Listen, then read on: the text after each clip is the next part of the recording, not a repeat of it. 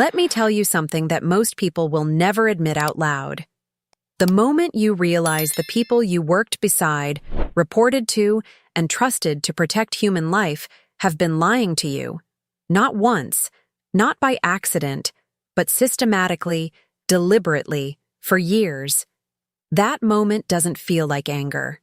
It feels like the floor dropping out from under you and realizing, mid-fall, that you're the only person who even knows you're falling. I couldn't believe it when I first saw the numbers. I refused to believe it. Because accepting what those numbers meant also meant accepting that everything I thought I knew about the institution I dedicated myself to, and the mission I believed I was serving, had been a lie I'd been handed and never thought to question. They humiliated me in front of everyone. They walked out of my presentation, every single executive, in unison, like it had been rehearsed, and left me standing in a dark conference room surrounded by evidence of something so shocking, so deeply corrupt, that I genuinely didn't have words for it in the moment. I was shamed. I was mocked. I was made to feel small enough that I would stop asking questions and go back to doing what powerful men have always needed women like me to do. Stay quiet. Stay useful. Stay invisible. And here's the thing about that. The thing they never understood about me. The moment they walked out of that room, they didn't end my investigation. They completed it. What they thought was a dismissal was actually the final trap closing around them. I had been ready. I had called one person. And what happened in the 4 hours that followed changed everything. Not just for me, but for every patient connected to equipment that should never have left the factory floor. The projection screen still glowed with my data when every single one of them stood up at the same time. And I couldn't believe what I was watching unfold right in front of me. I'm Vera Calloway, Quality Assurance Director at Meridian Dynamics, a manufacturing giant supplying medical equipment to hospitals across the country, and I had just spent 47 minutes walking the executive team through findings that should have stopped everything cold. The kind of findings that keep people up at night. The kind that, if ignored, get people killed. I had charts. I had test results. I had failure rates that would have made any reasonable human being go pale. But these weren't reasonable human beings.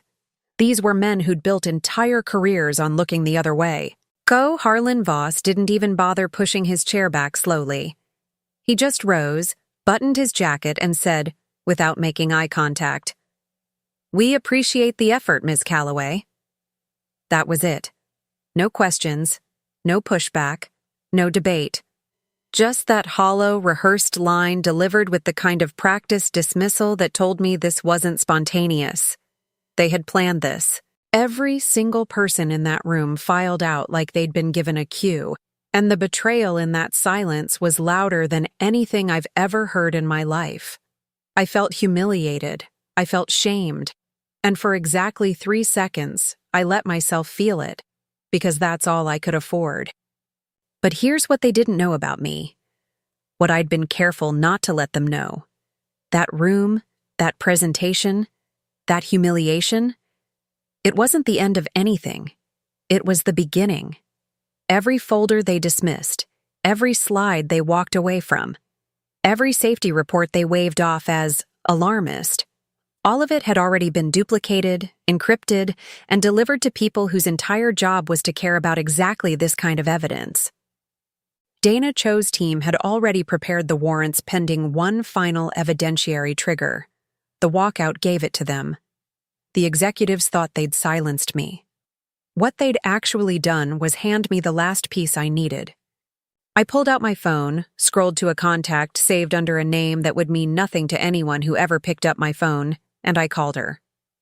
Agent Dana Cho, lead investigator from the Federal Equipment Safety Division, picked up on the second ring. My voice was steady, calmer than I had any right to be. "It happened," I said. "Every single one of them walked." And she said, "Good. That's exactly what we needed." The weight of 6 months of sleepless nights, of carefully worded emails, of evidence collected in silence, it all snapped into place. I allowed myself one small breath. One. because what was coming next was going to require everything I had left. The story you think you just heard? The one where the woman gets walked out on in the boardroom and falls apart? That's not this story.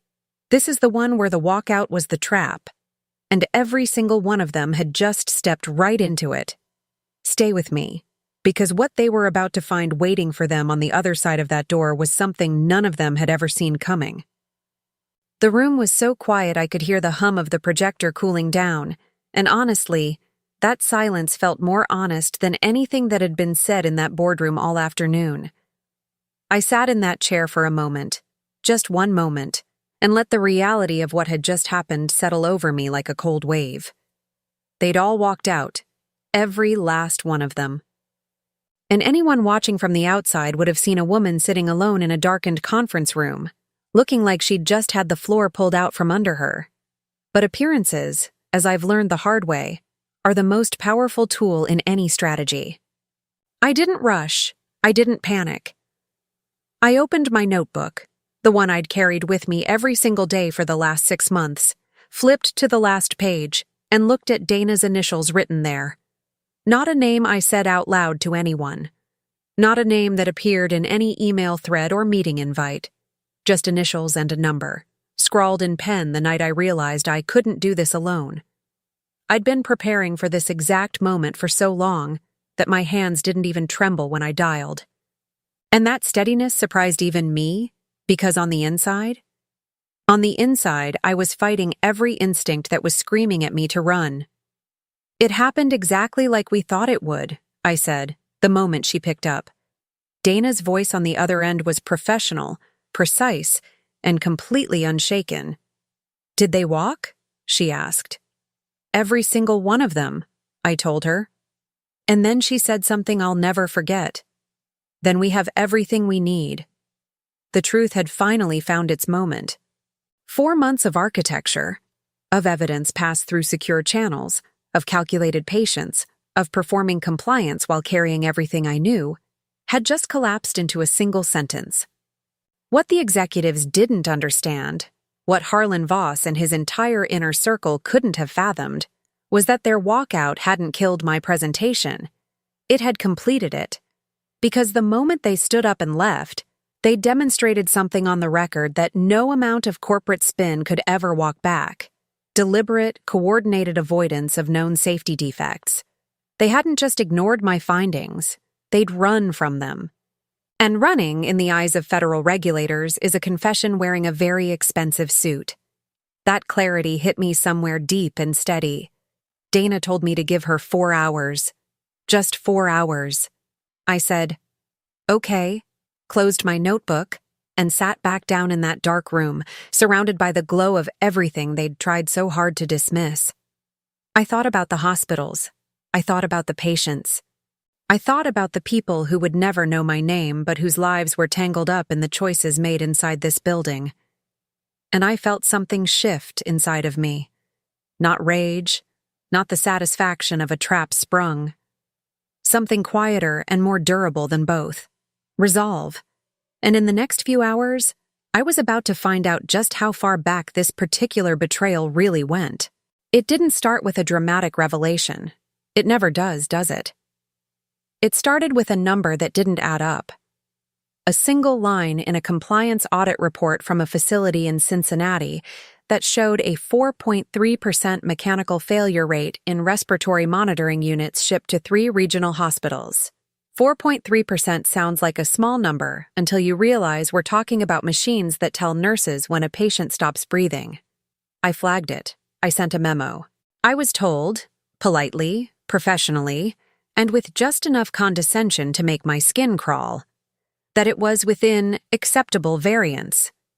I couldn't believe they'd even say that with straight faces. So I started pulling threads, quietly, methodically. The way you do when you know that the moment someone realizes what you're looking at, the thread disappears. Over 6 months, I built a picture that made me physically ill, not because it was chaotic, but because it was organized. The defects in those respiratory units weren't random. They weren't manufacturing errors that had slipped through. They were systemic, consistent, And the documentation trail showed that 3 different quality checkpoints had been flagged, escalated, and then, somehow, resolved without any corrective action. Someone had signed off on those clearances, someone with authority, someone who knew exactly what they were signing. The more I dug, the more the scope of the family drama inside Meridian Dynamics became clear to me. Because this wasn't just a corporate cover-up. This was a family. The Meridian founding family held 3 of the 7 executive seats. The CFO was Harlan Voss's brother-in-law. 2 of the department heads who'd signed off on those fraudulent clearances had been with the company since its founding. This wasn't negligence born from indifference. This was a tightly knit group of people who had looked at the safety of strangers and decided, together, that their bottom line mattered more. That's not a mistake. That's a choice. And choices like that have consequences. I documented everything on personal encrypted drives that never touched the company's network. I photographed internal memos with my phone, cross-referenced shipping manifests against hospital intake records I obtained through public health databases, and mapped every signature against every clearance decision over a 4-year period. It took me 412 hours outside of regular work time. I know because I kept a log. Not because I'm obsessive, but because I needed a record of my own process in case anyone ever tried to claim I'd fabricated any of it. When you're a woman inside a system designed to discredit you, receipts aren't optional. They're survival. By the time I had the full picture assembled, I wasn't just looking at equipment defects. I was looking at falsified safety certifications, altered test records, and 17 documented cases where failure reports had been buried after hospitals flagged equipment malfunctions. 17. And not one of those cases had ever been reported to federal regulators. The shocking truth of it sat heavy on my chest every single night. I kept thinking, who else knows this? And that question led me somewhere I hadn't expected. It led me to a name I'd never heard before. A man who used to sit in my exact chair, who had apparently seen exactly what I was seeing, and who had vanished without a word. His name was Marcus Webb, and by the time I found him, he'd been gone from Meridian Dynamics for nearly 3 years. His office had been cleared out, his name scrubbed from the internal directory, and when I casually mentioned him to one of the older technicians in the compliance lab, the look I got back told me everything before a single word was spoken. That particular silence, the one that comes over someone's face when they've been taught that a name is dangerous, that told me Marcus Webb hadn't just left. He'd been removed. And the difference between those 2 things is the difference between a resignation letter and a threat. I tracked down his public record through industry filings. He'd been listed as a signatory on several regulatory submissions before his departure, so his name was technically still part of the paper trail in federal databases. It took me 3 weeks and a lot of very careful maneuvering through professional networks to find someone who'd worked with him and was willing to meet me for coffee off-site. She was a former internal auditor named Priya, and she showed up to our meeting already nervous, already looking over her shoulder. She didn't stay long, but what she told me in those 20 minutes changed everything. Marcus hadn't just discovered the corruption, he'd tried to report it, and they'd buried him for it. What they'd done to Marcus Webb was elegant, in the way that cruelty can sometimes be elegant when it has money and lawyers behind it. They'd offered him a settlement, a generous one, attached to a non-disclosure agreement so airtight it had clauses covering future employment, public statements, and even private conversations with family members. They'd framed it as a mutual parting, a confidential restructuring. And because Marcus had 2 kids in college and a mortgage, and no guarantee that any regulatory body would move fast enough to protect him, he'd signed it.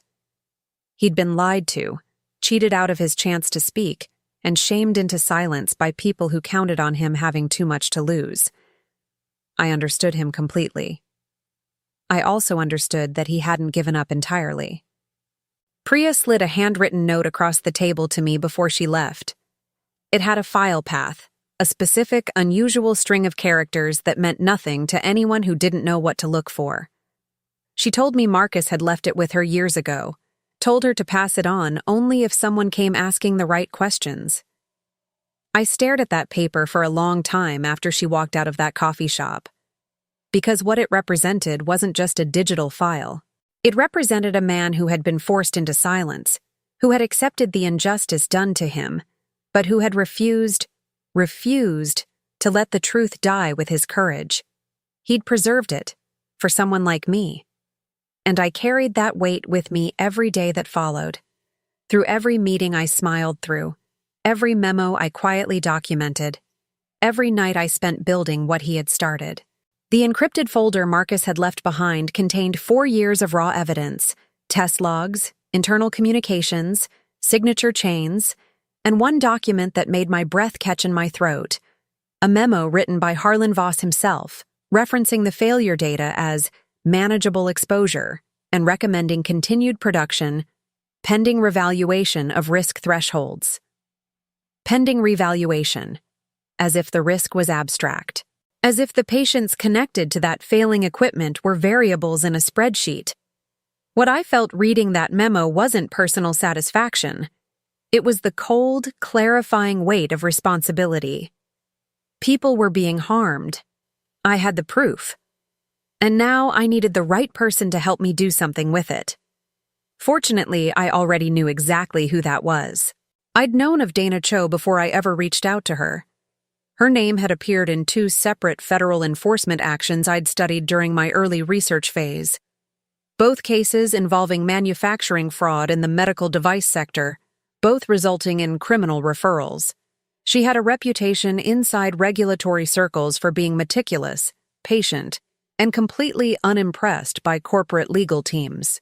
The kind of investigator who doesn't bluff, doesn't grandstand, and doesn't move until she's certain. She was exactly what this situation required. And I was aware that once I made that call, there was no version of this where I stepped back into anonymity. I contacted her through a legal advocacy organization that specialized in whistleblower protections, a deliberate buffer that gave me some initial cover and allowed our first conversation to happen under attorney-client protections.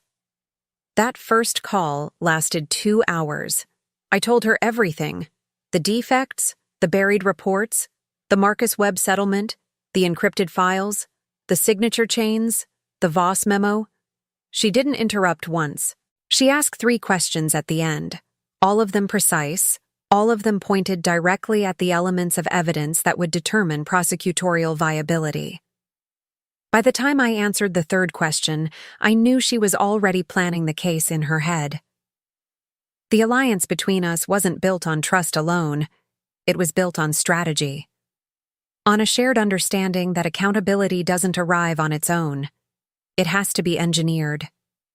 What followed was 4 months of the most demanding, disciplined work of my life, and I was doing all of it while still showing up to my office at Meridian every single day, attending meetings, filing routine compliance reports, and acting as though nothing had changed. Dana and I communicated through a secure platform she controlled, exchanging evidence packages in batches timed specifically to avoid detection patterns. I would identify internal documents through my legitimate access as QA director, photograph or note them, and pass the information along through channels that left no digital footprint on Meridian's network. Every move was calculated. Every decision was run past her legal team before I acted. This was not impulse. This was architecture. The most important thing Dana asked of me, the thing that took every ounce of discipline I had, was to do nothing dramatic. No confrontations, no accusations, no moments of moral grandstanding that might tip anyone off. She needed me inside, functioning, visible, and apparently compliant. Because the case they were building required one very specific thing. The executives needed to respond to my findings on the record in a setting where their response, or deliberate non-response, constituted documented evidence of willful negligence. That meant I had to bait the trap by walking into that boardroom and presenting findings I knew they would reject. My dignity was the lure. My humiliation was the mechanism. And I had agreed to all of it. There were nights when I sat with that weight and genuinely questioned myself. Not the plan, not the evidence, Not the rightness of what we were doing, but the cost. The personal, interior cost of performing compliance while carrying everything I knew. Of smiling at Harlan Voss in the hallway, a man who, just that week, had dismissed a new failure report with a single sentence and no follow-up. Of attending company functions and shaking hands with people who had knowingly endangered lives. My self-worth had to be rooted in something deeper than daily validation, because the daily reality was that I looked, to anyone watching, like someone who was slowly losing. And I was counting on them believing that, right up until the moment I didn't need them to believe anything at all anymore. The first warning came through my direct supervisor, a carefully worded email referencing my escalating pattern of unproductive disruption and suggesting I consider recalibrating my approach to internal feedback channels. Recalibrating. That was the word they chose. As if the problem wasn't that medical equipment was failing in hospitals. The problem was my approach. I read that email 3 times, and each time I felt something harden inside me, because I recognized exactly what it was. It wasn't management. It wasn't feedback. It was the opening move of a campaign designed to reshape how I saw myself, to make me question whether my instincts, my evidence, and my judgment could be trusted. They were trying to gaslight me into silence. After the email came the meeting, the kind that's framed as supportive, but is actually a performance review that's been weaponized. HR Director Candace Wren sat across from me with a printed document and a practiced look of concern, and told me that several colleagues had expressed worry about my fixation on certain compliance issues. Fixation. The word landed like a slap. She didn't name the colleagues. She couldn't, because the concern hadn't come from colleagues at all.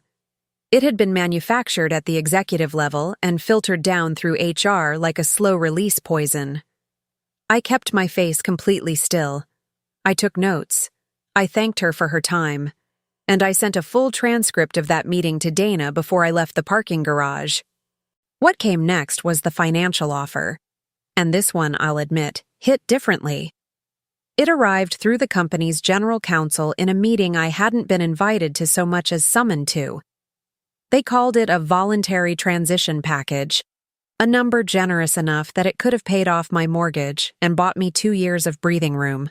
Attached to it, naturally, was a comprehensive non-disclosure agreement covering every element of my safety concerns, every piece of documentation I'd encountered in my role, and, buried in Clause 14, a specific prohibition against cooperating with any federal regulatory body in connection with Meridian's operations. They had put a price on my dignity, on the truth, and on the lives of every patient connected to that equipment. And they genuinely believed I would take it. I declined, politely, professionally, with a smile that I'd been rehearsing for weeks, because I knew this moment was coming and I needed my refusal to look like naivety rather than strategy. I told them I appreciated the consideration, but felt I could continue adding value to the organization in my current role. The general counsel blinked. He'd expected either acceptance or an emotional response he could document.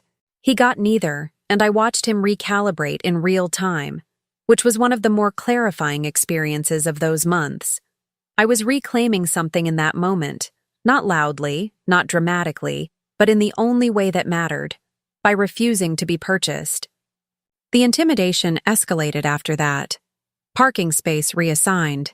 Access credentials to 2 internal databases quietly revoked and attributed to a system update. Meeting invites stopped including me in CC threads I'd been on for 2 years.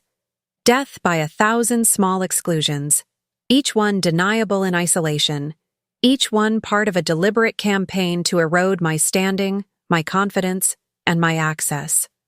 They were trying to make me feel invisible. But the thing about invisible people is that no one watches them carefully. And I had never needed to be watched less than I did in those final weeks before the presentation, because I was using every moment of that invisibility to finalize everything that was about to bring their entire world down. The morning of the presentation, I woke up at 4:47 a.m. and lay in the dark for a long time just listening to my own breathing. Not because I was nervous, though I was, but because I needed to remember who I was doing this for. Not for myself. Not for the satisfaction of seeing the trap close. Not even for Marcus Webb, though I thought of him. I was doing it for the woman in room 4B of a hospital in Dayton who didn't know the monitor beside her bed had already failed once during transit and been cleared for distribution anyway. I was doing it for every patient who trusted a machine they'd never had reason to question. I got up, made coffee, put on the suit I'd chosen deliberately, structured, authoritative, calm, and drove to Meridian Dynamics for what I knew would be my last day inside that building. The evidence I presented in that boardroom was real.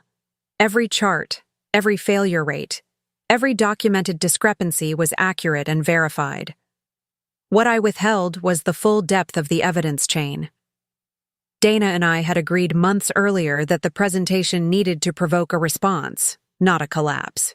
If I had walked in there with the Voss memo, the offshore payment trails, the falsified certification records, they would have lawyered up in the room, said nothing, and the case would have taken years. What I needed was simpler and more precise. I needed them to show their hand. I needed them to respond to verified, documented safety failures with dismissal, with mockery, with coordinated avoidance. On the record, in front of witnesses, on a date and time logged in the building's system. So I watched them mock me. I watched Harlan Voss's expression go from irritated to contemptuous to something that looked almost like amusement. I watched them whisper to each other while I was mid-sentence. I watched the CFO check his watch twice in the first 15 minutes. And I let every single moment of that humiliation happen, because Dana's team had a legal observer positioned in the building, recording the session timestamp and documenting the executive attendance and walkout in real time. The shaming they subjected me to wasn't just cruel, it was evidence. And I had known, walking into that room, that their cruelty would be. That's the part they would never understand about me. I had turned their contempt into a mechanism, and they'd handed it to me voluntarily. When the last one filed out and the door shut, I sat quietly for exactly 90 seconds. I counted, before I made the call. There was something almost meditative about that 90 seconds. The clean, clarifying knowledge that every move from here on would happen without me having to perform compliance anymore. The trap had been set and sprung, and the only people who didn't know it yet were the ones currently congratulating themselves in the hallway for having handled the situation so efficiently. What I felt in that moment wasn't hot satisfaction. It was the cold, focused weight of a mission that had just cleared its final obstacle. And I made peace with that before Dana even picked up the phone. "It happened exactly like we thought it would," I told her, and she said, "Good. Give me 4 hours." I closed my notebook, looked at the still glowing screen behind me, and thought about accountability, about how it doesn't always arrive in the dramatic, thunderclap way movies suggest. Sometimes it arrives quietly, through encrypted files and federal warrants and the careful patience of people who refuse to be bought, who refuse to be shamed into silence, who refuse to walk away when walking away would have been so much easier. 4 hours. What I didn't know yet was that I wouldn't even need all of them. I was still in the conference room when I heard the first set of footsteps that didn't sound like anyone from Meridian. There's a specific rhythm to the way federal agents move through a building, unhurried but purposeful, like people who know that time is no longer the other side's friend. I'd been expecting it, and still, the moment it became real sent a pulse of electricity through my chest that I can only describe as the physical sensation of its actually happening. Through the glass partition, I saw the first badge, then another, then 3 more. And I exhaled for what felt like the first time in 6 months. The agents had arrived with search warrants covering Meridian's executive offices, server rooms, legal department, and 3 off-site storage facilities they'd identified through the financial trail Dana's team had mapped over the previous weeks. What most people don't realize about a federal search operation is how fast things get quiet when it begins. There's a moment, and it's a very particular moment, When the ambient noise of a functioning workplace just stops. The phones, the printers, the casual hallway conversations, all of it. Because everyone in the building suddenly becomes very still and very aware that the rules of the last several years have just changed, irrevocably, in the span of about 45 seconds. I gathered my things slowly, deliberately. I didn't rush to the hallway to watch. I didn't take out my phone for a single second, because the discipline Dana had instilled in me over 4 months of collaboration was too deep to abandon in the moment of its payoff. What I did do was open my notebook one more time and make one final entry. Not anything dramatic, not a declaration. Just a date, a time, and the word confirmed. Because the record of everything mattered, even this. Especially this. The truth needed witnesses, and I intended to be one of the most documented ones in the room. The dismantling, when it came, was quieter than I'd imagined. No shouting, no confrontations. Just the steady, professional unraveling of a world that had been built on concealment. I watched through the glass as agents positioned themselves outside Harlan Voss's office. I watched his assistant, a young woman who'd always been kind to me in the hallways, back away from her desk with her hands up slightly, not because she was threatened, but because she simply didn't know what to do with her body when the architecture of her normal day collapsed around her. I felt for her. She hadn't known. Most of the people in that building hadn't known. That's what systematic deception does. It implicates the innocent by proximity and protects the guilty by design. By the time I walked out of the conference room for the last time, 4 agents were already in the server room. 2 more were securing the legal department's filing systems, and every executive I'd seen walk out of my presentation 2 hours earlier was currently somewhere in that building being told, politely but absolutely, that they were not free to leave. The backstabbing, the gaslighting, the coordinated dismissal, the legal settlements, the buried reports. It had all led here, to this hallway, to this specific Tuesday afternoon in November, when the weight of years of deliberate harm finally landed somewhere it couldn't be managed, spun, or signed away. And somewhere in that building, I knew Harlan Voss was beginning to understand what I had understood all along. The truth doesn't disappear just because you walk away from it. There's something nobody tells you about watching powerful people fall. It's not satisfying in the way you think it will be. I stood in the lobby of Meridian Dynamics that afternoon and watched men in suits walk out of their own building flanked by federal agents, and what I felt wasn't triumph. It was something closer to grief. Not for them, but for everything their choices had cost. For every month I'd spent sleeping 4 hours a night, for Marcus Webb's forced silence, for the hospitals that had trusted a company that had lied to them, for all the time this corruption had been allowed to run, because no one with enough access had refused to look away. The collapse of their power was accountability. It was also the proof of how long it had been denied. Harlan Voss was the third one out. I saw him before he saw me. He was still wearing the same jacket he'd worn into the boardroom that morning. Perfectly pressed, expensive, the kind of jacket that communicates authority in every environment it enters. Except now it wasn't communicating anything except how fast a uniform can become a costume.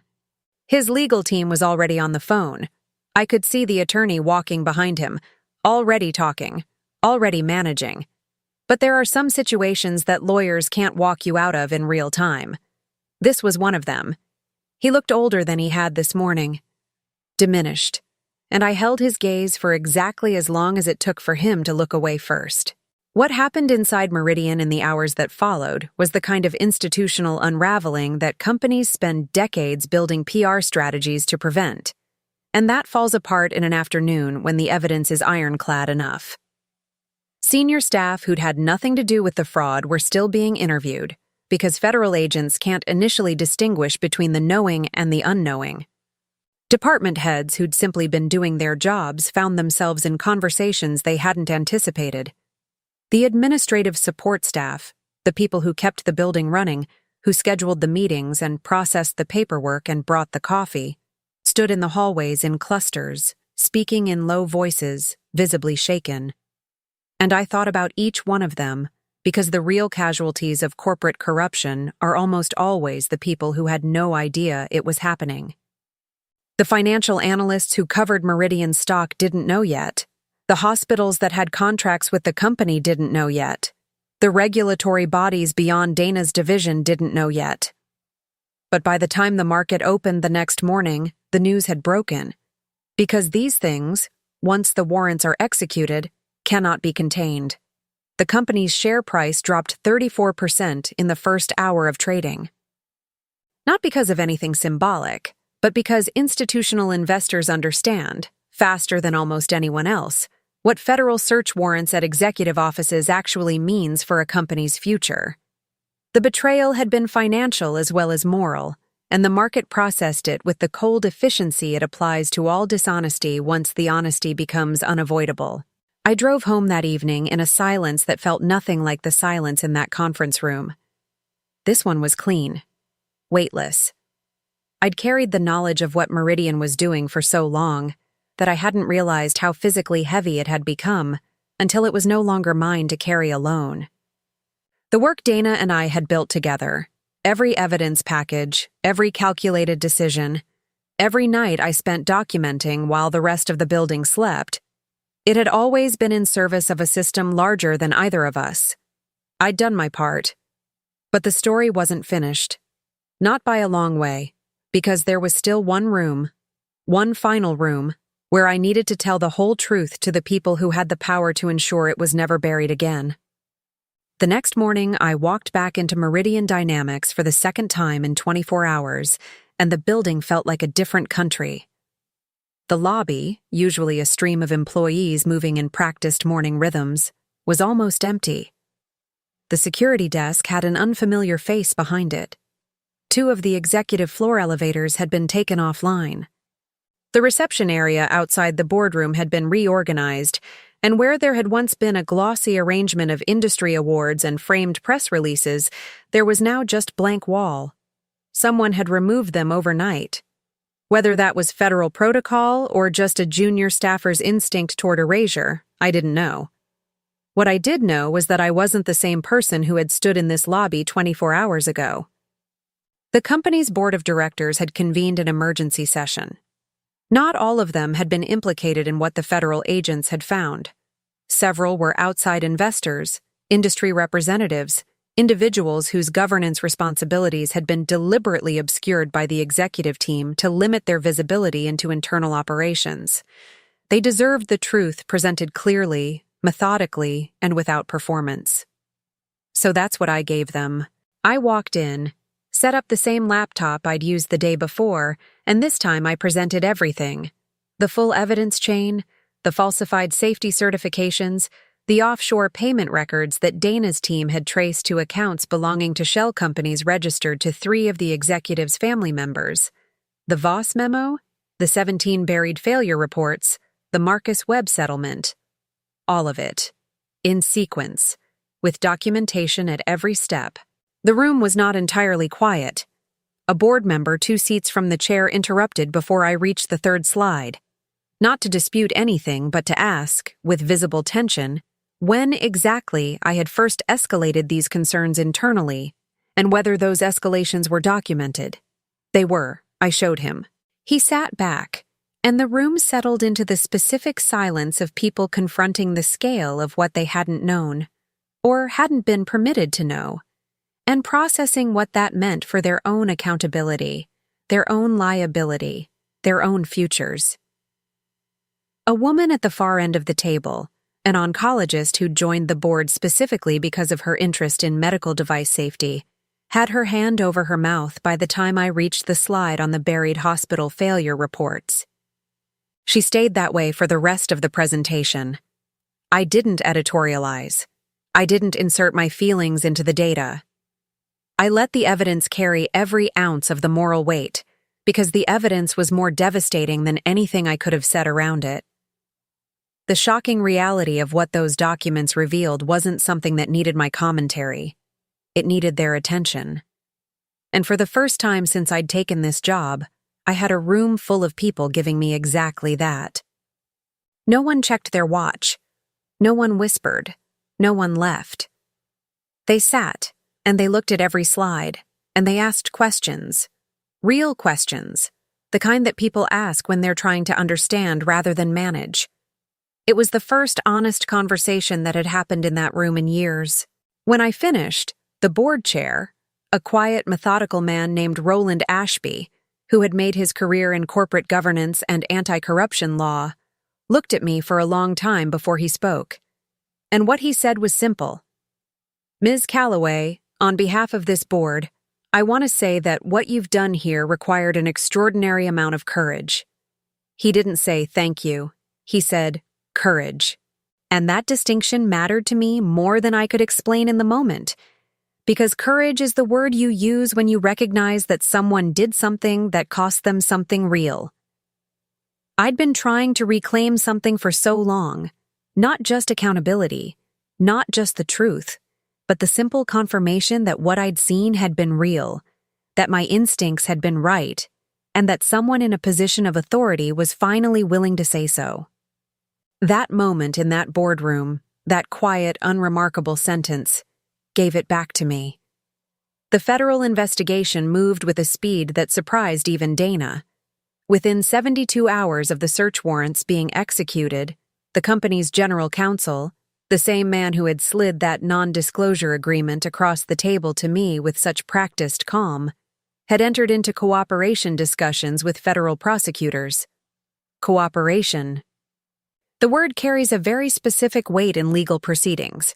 And what it meant in practice was that the architecture of silence that had protected Meridian's leadership for years was now being dismantled from the inside by the very people who had built it. The betrayal had always been systemic, and now the collapse was systemic too.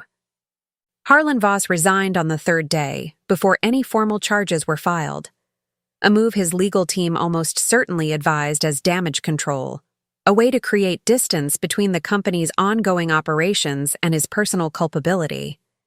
It didn't work the way they'd planned.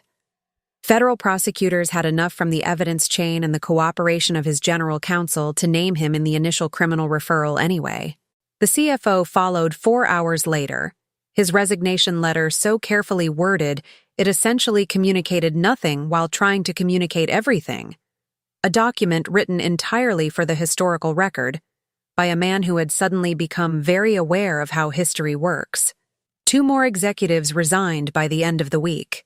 The criminal charges, when they came, covered a range of violations that had a word for each layer of the corruption I'd spent months mapping: falsification of safety records, wire fraud in connection with federal equipment contracts, deliberate concealment of material safety information from regulatory bodies, and, the one that hit me hardest when I read it, conspiracy to obstruct a federal investigation, which included, specifically, the settlement and gag order used to silence Marcus Webb. He had been named in the filings as a protected whistleblower.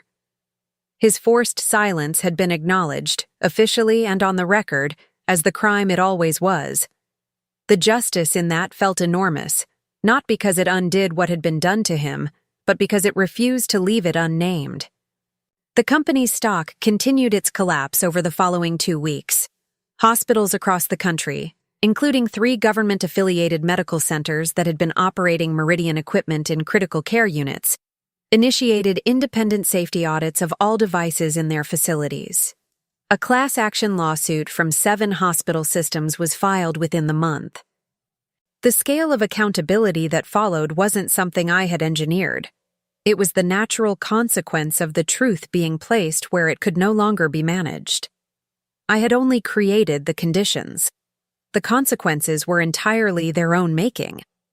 And watching an empire built on concealment get dismantled by disclosure confirmed everything I had believed about why this had been worth doing. What stayed with me, though, what I still think about, is not the criminal proceedings or the resignations or the market collapse. It's the 17 reports, the 17 cases where hospitals had flagged equipment failures, filed internal escalations, and received resolution notices that closed the case without a single corrective action. 17 opportunities to stop this. 17 moments where one person with authority could have done the right thing and chosen not to. The executives who made those decisions didn't just fail their company, they failed the people who trusted it, the patients, the nurses, the technicians who calibrated those machines every morning not knowing they'd been shipped compromised. Accountability can name that failure. It cannot undo it. And that truth, that specific, irreducible truth, is what kept me from ever losing sight of what this had always been about. Not me. The people who never knew my name? My resignation letter was 3 sentences long. I wrote it on a Sunday afternoon in my kitchen, with coffee going cold beside me, and the quiet of a day that didn't involve encrypted file transfers or performance reviews weaponized as intimidation or the particular exhaustion of carrying information that could ruin people's lives and having to act like you aren't. 3 sentences. Because everything that needed to be said had already been said, in boardrooms, in federal filings, in the documentation that would now become part of the public record of what Meridian Dynamics had done and who had refused to let it stay hidden. My letter said I was resigning effective immediately, that it had been an honor to serve the company's quality assurance mission as it was intended to operate, and that I wished the organization well in its restructuring. Formal, measured, complete. What I want to be clear about, because I think it matters, and because I know how these stories get told from the outside, is that this was never about revenge. I know that might sound difficult to believe, given everything I've described. Given the months of strategy, the baited presentation, the alliance with federal investigators, the deliberate withholding of evidence to provoke a recordable response.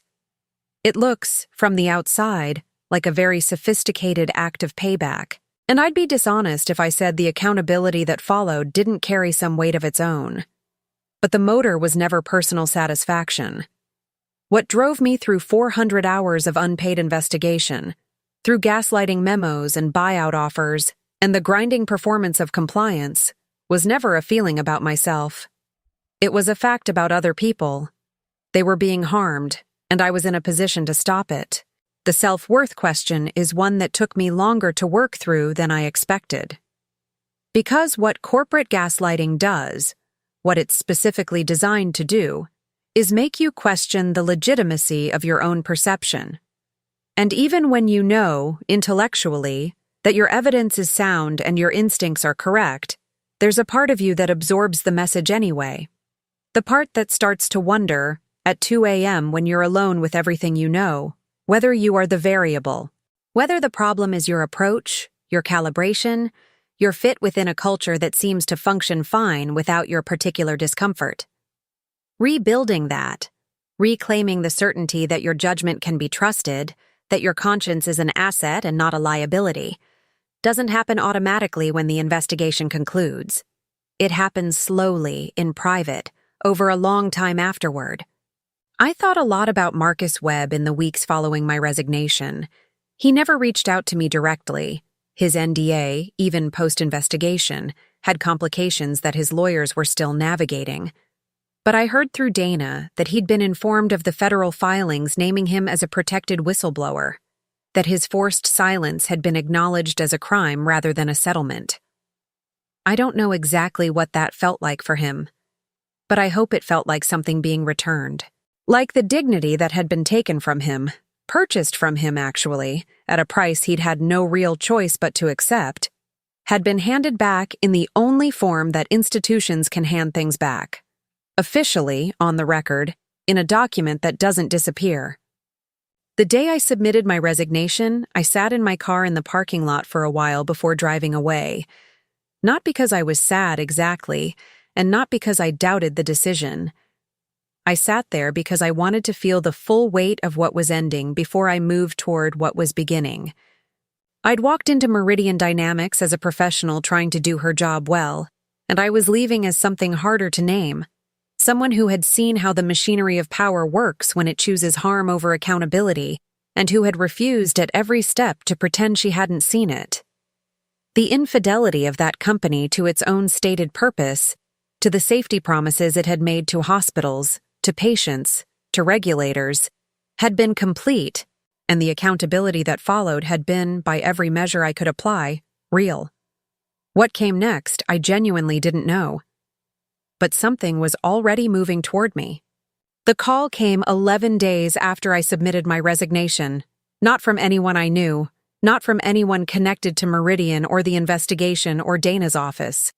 It came from the chief medical officer of a hospital network I'll call Hartwell Regional, a 6-facility system in the Midwest that had been quietly reviewing all of its third-party equipment vendors in the wake of the Meridian story breaking in the national press. The CMO's name was Dr. Anita Samuels.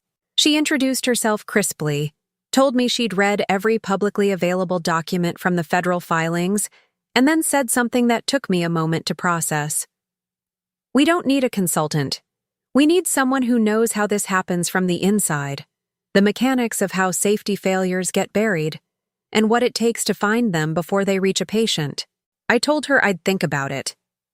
And I did, for about 48 hours, which is approximately how long it took me to realize that there was no version of this conversation where I said no. Because what Dr. Samuels was describing wasn't a job, it was a continuation.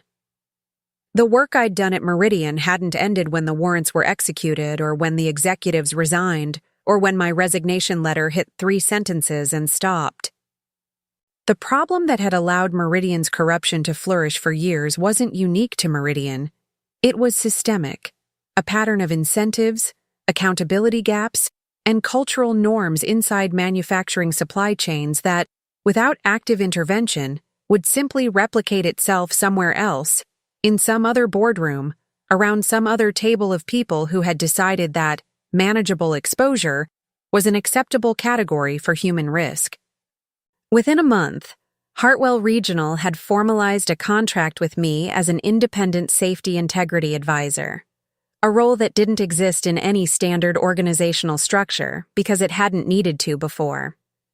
My mandate was straightforward on paper and staggering in practice.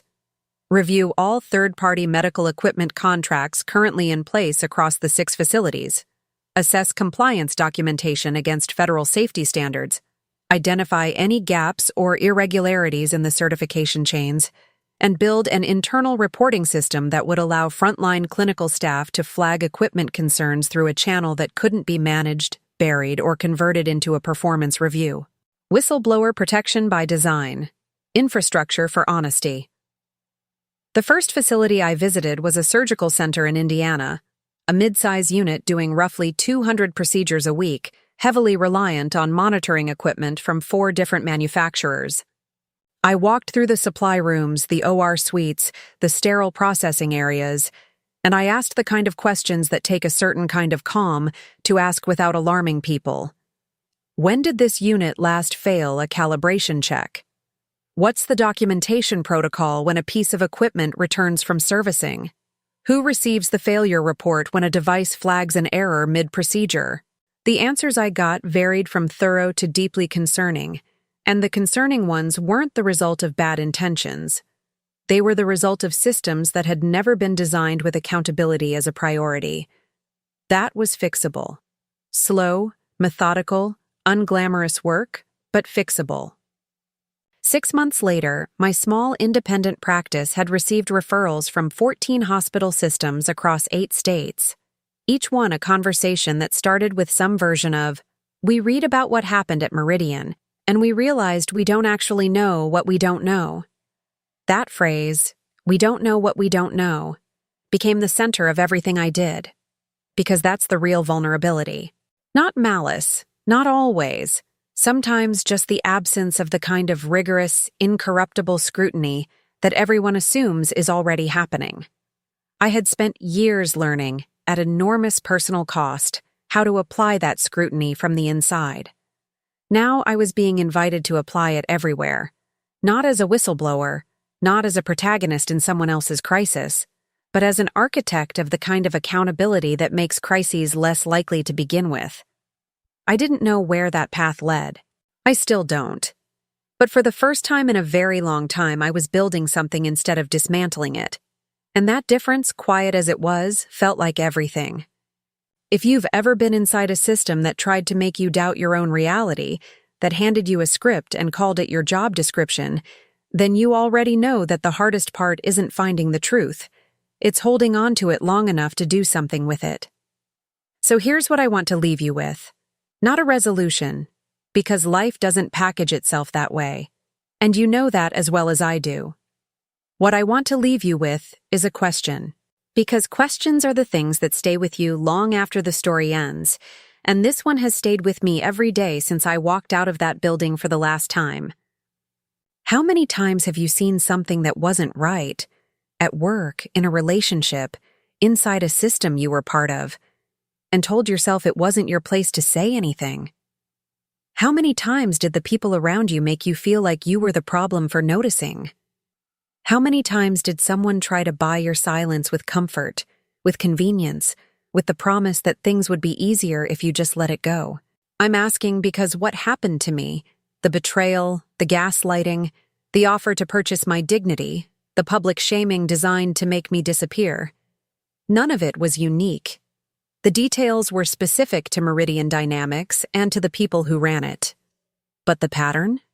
The pattern is older than any of us, and it repeats itself in boardrooms and bedrooms and family dinners, and every space where power decides it's more important than truth. And the one thing that breaks that pattern, every single time, without exception, is someone who refuses to be silent. I want to know what you've refused to be silent about, or what you're still carrying because you haven't found a way to speak yet.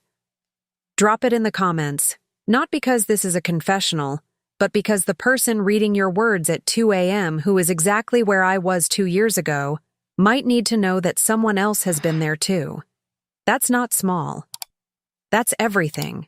If this story made you feel something, if it made you angry or seen or just a little bit braver than you were before you pressed play, then subscribe to this channel and hit the notification bell, because the stories I bring you here aren't comfortable and they aren't easy, and that's exactly why they're worth your time. Every week I go deeper into the cases, the systems, the human decisions that shape the world most people never see behind the surface. The next story is already waiting for you, and I promise you, you're not going to want to miss what's coming.